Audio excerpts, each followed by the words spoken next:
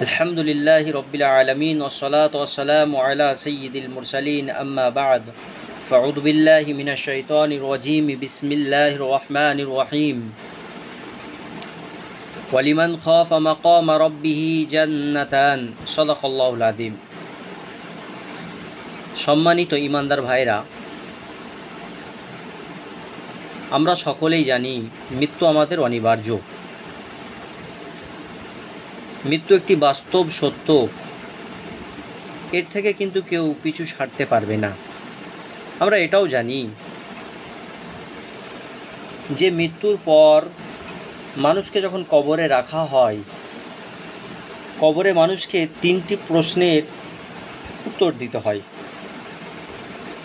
কিন্তু আমাদের অনেকেরই জানা নেই যে কিয়ামতের দিন হাসরের মাঠে আল্লাহর সামনে 5টি প্রশ্নের জবাব দিতে হবে। এ কথা কিন্তু আমরা অনেকেই জানি না। আল্লাহ তাআলা সূরা রহমানের 46 নম্বর আয়াতের মধ্যে বলছেন, ওয়ালিমান খাফা মাকামা রাব্বিহি জান্নাতান, অর্থাৎ যে ব্যক্তি হাসর মাঠে নিজের পালনকর্তার সামনে দাঁড়ানোকে ভয় করে দুনিয়ার জীবনযাপন করবে, তার জন্য রয়েছে 2টি জান্নাত। অর্থাৎ যে ব্যক্তি হাসর মাঠে আল্লাহর সামনে দাঁড়িয়ে হিসাব দেওয়ার ভয় করে, এই দুনিয়ায় বেশি বেশি করে নেক আমল করবে এবং যাবতীয় অসৎ কাজ থেকে বিরত থাকবে, আল্লাহ তাআলা পরকালে তাকে 2টি জান্নাত দান করবেন। মোহতারাম শ্রোতা মণ্ডলী, এখন জানার বিষয় হলো আল্লাহ তাআলা কিয়ামতের দিন হাসরের মাঠে বিচারের সময় আমাদেরকে কি কি প্রশ্ন করবেন। এই সম্পর্কে আমরা একটি হাদিস লক্ষ্য করি। সুনানে তিরমিজি শরীফের হাদিস 2416 নম্বর হাদিস, আব্দুল্লাহ ইবনে মাসউদ রাদিয়াল্লাহু তাআলা আনহু থেকে বর্ণিত। রাসূল সাল্লাল্লাহু আলাইহি সাল্লাম বলেছেন, লা তাজুলু কদাম ইবনি আদম ইয়াওমাল কিয়ামাতি মিন ইনদি রাব্বি হাত্তা ইউসআলু আন খামসিন, আন উমরিহি ফিমা আফনাহু ওয়া আন শাবাবিহি ফিমা আবলাহু ওয়া মালিহি মিন আইনা ইকতাসাবাহু ওয়া ফিমা আনফাকাহু ওয়া মাযা আমিলা ফিমা আলিমা আও কামা ক্বালা আলাইহিস সালাতু ওয়াত তাসলিম। কিয়ামতের দিন যতক্ষণ পর্যন্ত 5টি বিষয়ে প্রশ্ন উত্তর না করা হবে, ততক্ষণ পর্যন্ত মানুষ আল্লাহর দরবার থেকে পা তুলতে পারবে না। প্রশ্ন করা হবে মানুষের জীবন সম্পর্কে, মানুষ তার জীবন কোন কাজে ব্যয় করেছে, প্রথম প্রশ্ন। দ্বিতীয় প্রশ্ন, যৌবন কোথায় ব্যবহার করছে, ব্যয় করেছে, যৌবন কোথায় ব্যয় করেছে। 3 নম্বর প্রশ্ন, ধনসম্পদ সম্পর্কে, যে কোথায় থেকে উপার্জন করেছো, সে ধনসম্পদ কোথায় থেকে উপার্জন করেছে, এই সম্পর্কে প্রশ্ন করা হবে। 4 নম্বর, ধনসম্পদ কোথায় খরচ করেছো। 5 নম্বর প্রশ্ন করা হবে, ইলম মোতাবিক কতটুকু আমল করেছো। এটা সুনানে তিরমিজি শরীফের হাদিস এবং এটা সহিহ হাদিস। আমরা লক্ষ্য করি এই হাদিসের মধ্যে বলা হয়েছে কিয়ামতের দিন হাসর মাঠে 5টি প্রশ্ন করা হবে। সেদিন হাসরের মাঠে প্রথম প্রশ্ন করা হবে গোটা জীবন সম্পর্কে, অর্থাৎ আল্লাহ তাআলা জিজ্ঞাসা করবেন যে বান্দা, তুমি গোটা জীবন কিভাবে অতিবাহিত করেছো, আল্লাহ তাআলা জিজ্ঞাসা করবেন। মনে রাখবেন, আল্লাহ তাআলা আমাদের বৃথা সৃষ্টি করেননি, অহেতুক সৃষ্টি করেননি, বরং মৃত্যুর পর তানার সামনে হাজির হয়ে জীবনের প্রতিটি মুহূর্তের পাই টু পাই আমাদেরকে হিসাব দিতে হবে। আল্লাহ তাআলা সূরা মুমিনের 115 নম্বর আয়াতের মধ্যে বলেছেন, আমাদেরকে সতর্ক করেছেন এবং বলেছেন, আফা হাসিবতুম আন্নামা খলাকনাকুম আবাসাও ওয়া আন্নাকুম ইলাইনা লা তুরজাউন, তোমরা কি কথা ভেবে নিয়েছো যে আমি তোমাদেরকে অহেতুক সৃষ্টি করেছি আর তোমাদেরকে আমার কাছে আর ফিরে আসতে হবে না। আল্লাহ তাআলা সূরা জিলজালের 7 নম্বর 8 নম্বর আয়াতের মধ্যে বলেছেন, ফামান ইয়া'মাল মিসকালা যাররাতিন খায়রান ইয়ারা ওয়া মান ইয়া'মাল মিসকালা যাররাতিন শাররান ইয়ারা, যে ব্যক্তি এক জাররা পরিমাণ মন্দ কাজ করবে সে হাসর মাঠে তার ফল দেখবে, আর যে ব্যক্তি এক জাররা পরিমাণ ভালো কাজ করবে সে তার প্রতিদান দেখবে।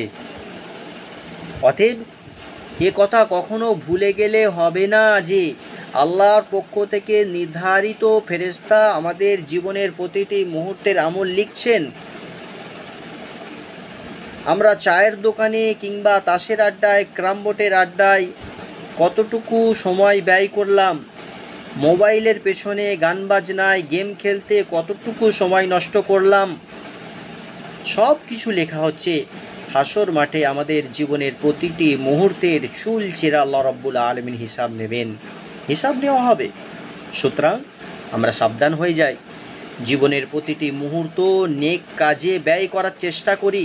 5 ওয়াক্তের নামাজ মসজিদে জামাতের সাথে আদায় করি। যারা কোরআন পড়তে জানি বেশি বেশি করে কোরআন তেলাওয়াত করি, যারা জানি না তারা শেখার চেষ্টা করি। অবসর সময়ে নফল নামাজ, জিকির, আজকার, তাসবিহ পড়তে থাকি। তাহলে সেদিন হাসর মাঠে আল্লাহ রাব্বুল আলামিনের সামনে জীবনের হিসাব দেওয়া আমাদের সহজ হয়ে যাবে। হাসর মাঠে দ্বিতীয় প্রশ্ন করা হবে যৌবনকাল সম্পর্কে। যৌবনকাল সম্পর্কে আমাদেরকে প্রশ্ন করা হবে। যৌবনকাল হলো আল্লাহ তাআলার মস্ত বড় নিয়ামত। যৌবনকাল হলো ইবাদতের মোক্ষম সময়। কিন্তু মানুষ সাধারণত যৌবনকালে অনভিজ্ঞতা উন্মাদনার কারণে গোনা ও বৃথা কাজে সময় নষ্ট করে ফেলে। যে যুবক মন না চাইলেও মনের বিরোধিতা করে আল্লাহর ইবাদতে মগ্ন হয়, সে যুবকের ফজিলত আল্লাহর নিকট অনেক বেশি।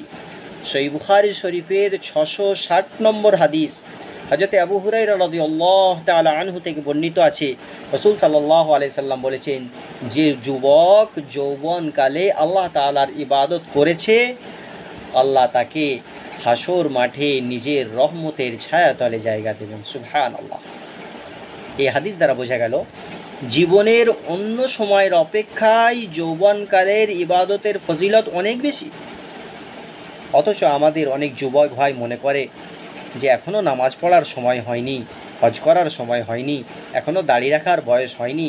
মনে রাখবেন, এই সব শয়তানি ধোঁকা ছাড়া আর কিছু নয়। আল্লাহ তাআলা আমাদের যুব সমাজকে বেশি বেশি করে ইবাদত করার তৌফিক দান করুন, সহি বুঝ দান করুন। আল্লাহ রাব্বুল আলামিন এই যুব সমাজকে হিদায়াত দান করুন। সম্মানিত ভাইরা, হাসর মাঠে আল্লাহ রাব্বুল আলামিন তৃতীয় প্রশ্ন করবেন ধনসম্পদ সম্পর্কে। অর্থাৎ বান্দাকে জিজ্ঞাসা করা হবে, তুমি ধনসম্পদ কিভাবে কামিয়েছো, হালাল পথে না হারাম পথে? মনে রাখবেন, বর্তমান যুগে মাল কামানোর বহু রাস্তা আবিষ্কার হয়েছে। এর মধ্যে কিছু হালাল এবং কিছু হারাম। কোনটা হালাল কোনটা হারাম তা ওলামাদের কাছ থেকে জেনে নিতে হবে। ওলামাদের কাছ থেকে আমাদেরকে জেনে নিতে হবে। মাল কামানোর সব রকম পদ্ধতি থেকে বেঁচে থাকা এটা ফরজ। সুনানে তিরমিজি শরীফের হাদিস 614 নম্বর হাদিস।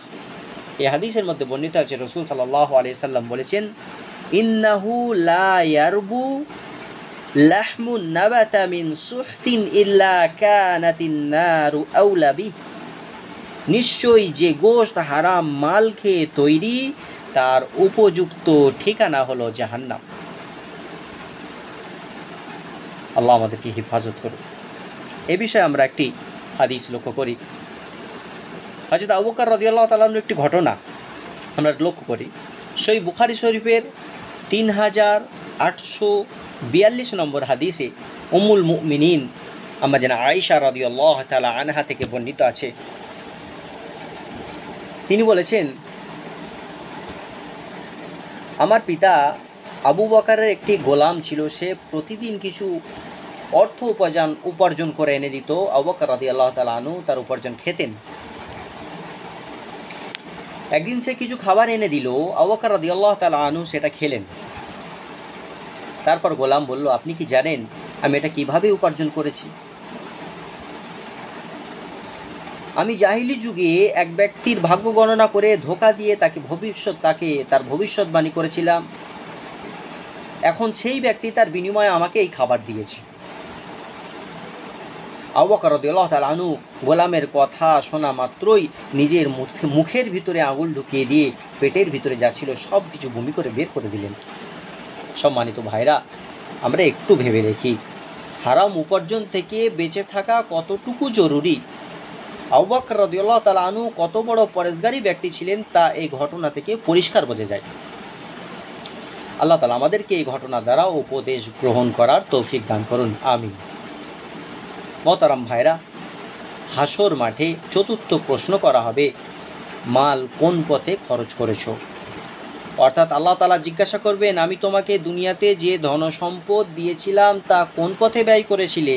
মনে রাখবেন, যে ব্যক্তি নিজের অর্থ সম্পদ হালাল পথে খরচ করে তার সম্পর্কে হাদিসের মধ্যে অনেক ফজিলাতের কথা এসেছে।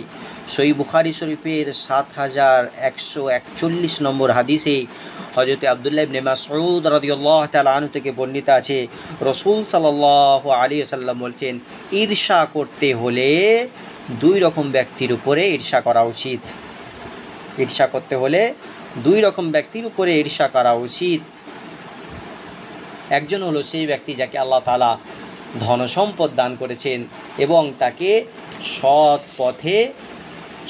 পথে ব্যয় করার তৌফিক দিয়েছেন, সৎ পথে ব্যয় করার তৌফিক দিয়েছেন। দ্বিতীয়জন সেই ব্যক্তি যাকে আল্লাহ তাআলা ইলম দান করেছেন, সে তার দ্বারা মানুষের সমস্যার সমাধান করে এবং অন্যকে ইলমের শিক্ষা দেয়।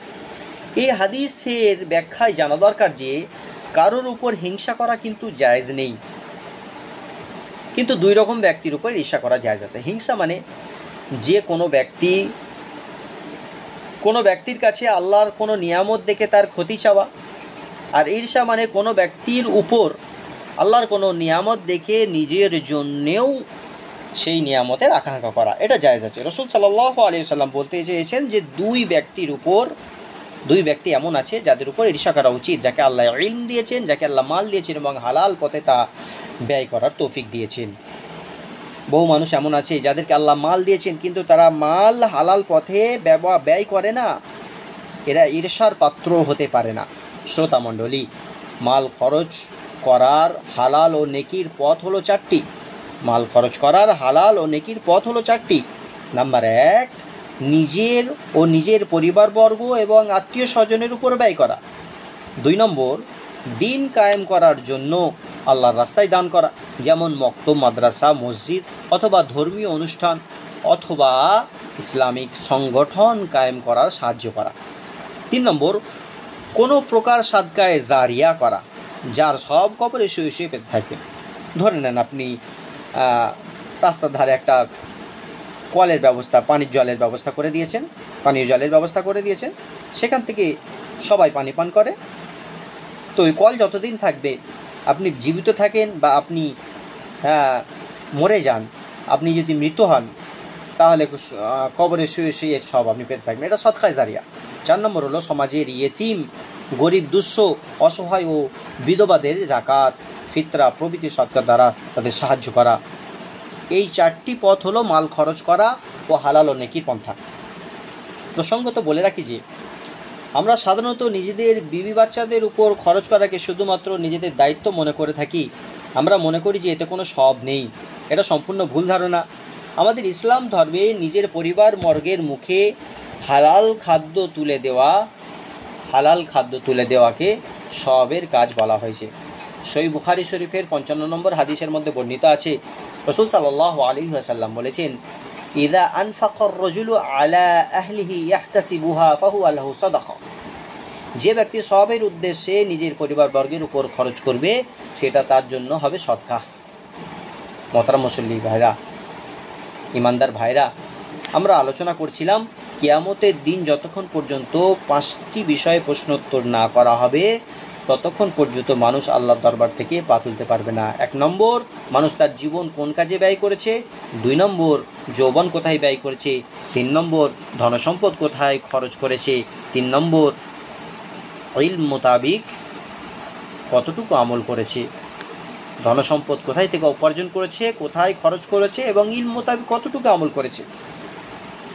তাহলে হাসর মাঠে পঞ্চম প্রশ্ন করা হবে ইলম সম্পর্কে, অর্থাৎ আল্লাহ তাআলা কিয়ামতের দিন জিজ্ঞাসা করবেন, বান্দা তুমি শরিয়াতের হালাল হারাম, ফরজ ওয়াজিব জায়েজ নাজায়েজ সম্পর্কে যতটুকু জানতে তার উপরে তুমি কতটুকু আমল করেছিলে। আমরা সকলে একথা জানি যে দিনে 5 ওয়াক্তের নামাজ কায়েম করা ফরজ, কিন্তু আমরা কজনের উপর আমল করি? আমরা এও জানি যে দাড়ি রাখা ওয়াজিব, কিন্তু আমরা কয়জন দাড়ি রেখেছি? অথচ আমরা সকলেই মুসলিম হওয়ার দাবিদার। আমরা সকলেই জানি সুদ খাওয়া হারাম, এমনকি সুদ দেওয়াও হারাম, কিন্তু আমরা কয়জন সুদের কারবার থেকে পরহেজ করে চলি? আমরা জানি গীবত করা হারাম, কিন্তু আমরা কয়জন গীবত থেকে বেঁচে থাকি?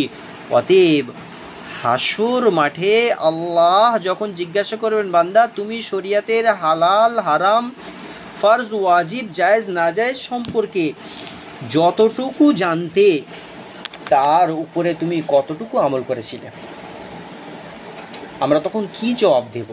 তাই আসুন আমরা সাবধান হয়ে যাই।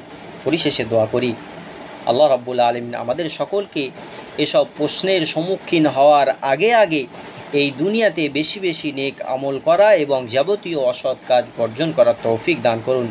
আমিন। ওয়া আখিরু দাওয়ানা আনিল হামদুলিল্লাহি রাব্বিল আলামিন।